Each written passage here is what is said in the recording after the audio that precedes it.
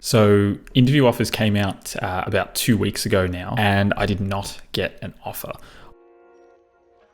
Okay, so I apologize for the clickbaity title, but I swear that it's actually very, very true. So interview offers came out about 2 weeks ago now, on the 1st of September. They said early September, so they made us wait. And I did not get an offer. I wasn't really surprised by this though. I kind of half expected it. So there are a few different reasons which I figured I'd go through. I know obviously if you look at just the kind of top line score, it's kind of impossible to see how that could even happen. But it really just proves that getting into medicine is just getting more and more competitive. And it is very much a numbers game in terms of getting to the interview phase. So I figured I'd just kind of go through that. The first thing was that my GPA was not strong at all. I knew that was the thing that I was working against. So I did a science degree at Melbourne Uni, and I had a really strong GPA for the first 2 years of it while I was trying to work towards getting into medicine all the way back then. I started in 2011 and completed in 2013. And so for my first 2 years, I had a GPA of about 6.7 or so, which is obviously pretty competitive. And then in my third year, I did get an interview offer in my third year, but that was before my final results were finalized. And that was the year that I had a pretty tough time. I mean, technically I had a bit of an issue the year before.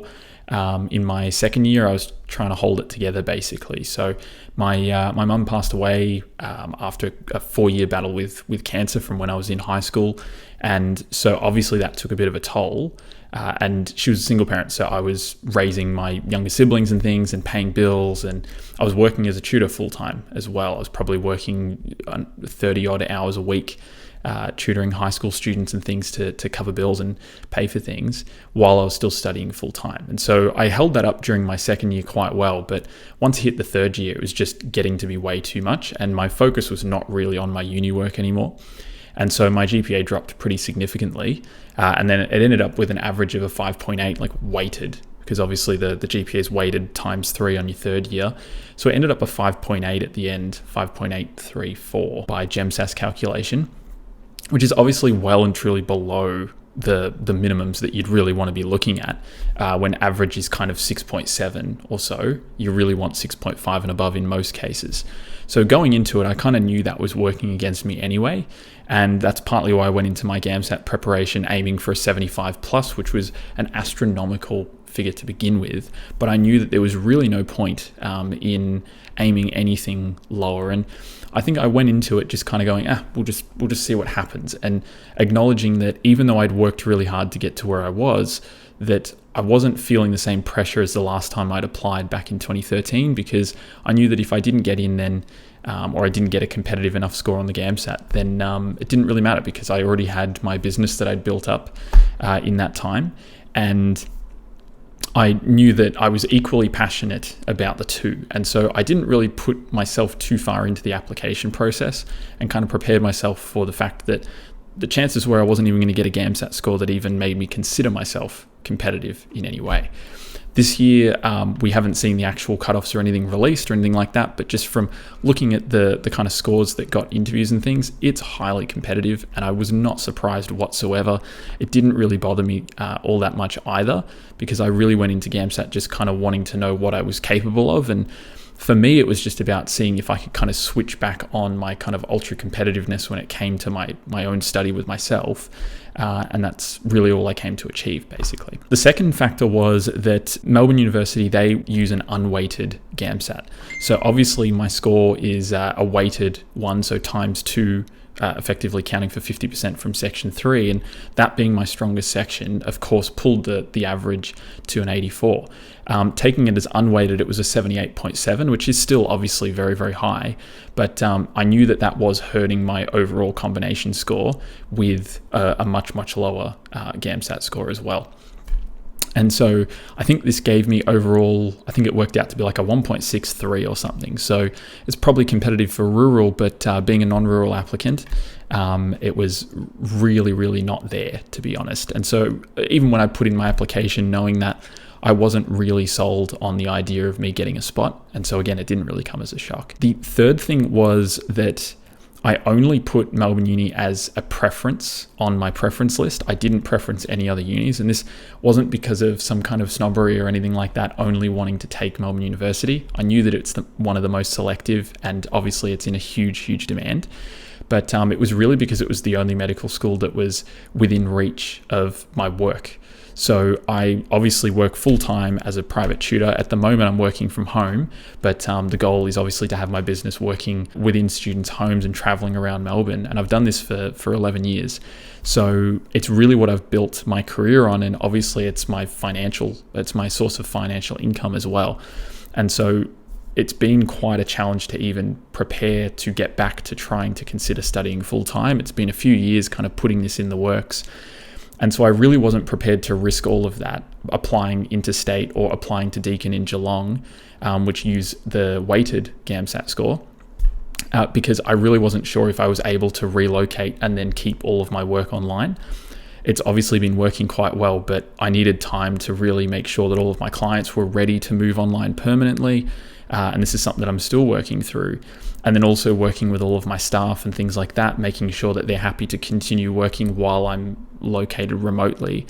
There's a lot of work that has to go into that. And I knew that realistically having that all ready to go smoothly by 2022 was just not going to happen. And I didn't want to also, if I was to be, lucky enough to get an opportunity at a medical school where I did move, I didn't want to jeopardize all of that as well if I had too much on my plate with my work. And so that was one of the reasons why I only preferenced Melbourne Uni and knew that this was limiting my chances of an opportunity as well, having only the one on there. And then finally, obviously I had a Graduate Access Melbourne application, and it was probably relatively strong, but I don't know what other kind of adversities people are facing. And Uni Melbourne, they're pretty opaque about this process and how they actually adjust your application as a result of it. And so I didn't really have that in the back of my mind all that much. I was really kind of pretending as if I was applying without a Graduate Access Melbourne application. And I think as well, this probably helped soften the blow a little bit. I think if I got too caught up in the idea that, I've got Graduate Access Melbourne, I've got the GAMSAT score, I should be fine, I would have gotten ahead of myself. And I think that's really what helped. Is I did this when I sat the GAMSAT as well. I didn't think beyond the test itself, and I didn't think about interviews or anything. A lot of people ask me, what kind of specialization do you want to do? And they're talking very, very forward, and really nothing was concrete in my plan at all. And even now, nothing is concrete whatsoever. And I think that was probably one of the keys to being able to kind of process it. The other thing is as well that in the same way that I went into the GAMSAT preparation knowing that I had my business that I'd worked on as well and that I'm very, very happy building. Yeah, I don't think I was putting all of my eggs in one basket, so to speak. And I did that when I was in my undergrad, and obviously getting through to the interviews and then getting rejected after that was a pretty hard knock.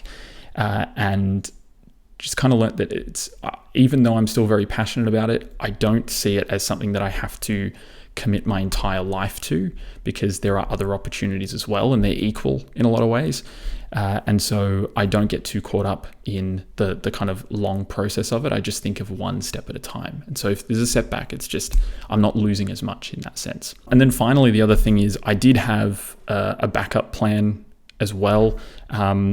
When I actually did my application, I did think that this application round was the only opportunity that I had, because obviously my undergraduate's about to expire, but I did realize afterwards, stupidly, that it does still apply for another year. So I can still apply for the 2023 entry.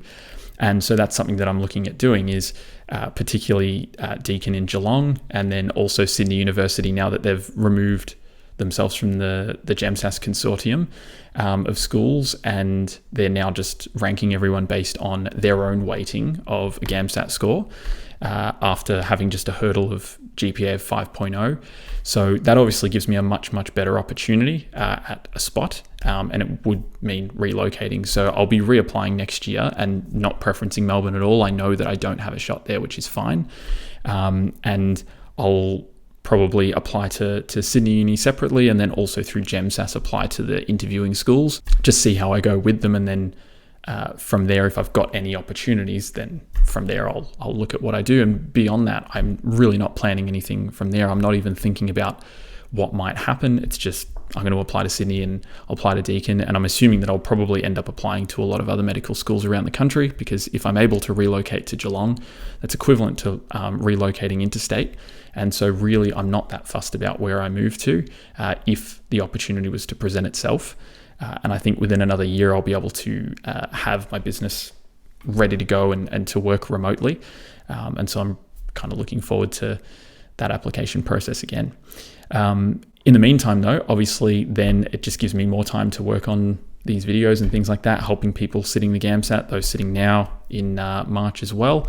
And we'll just see where it leads, basically. I wanted to keep this pretty short. I don't want these videos to be about my own application process or anything. This is supposed to be about preparation for GAMSAT itself.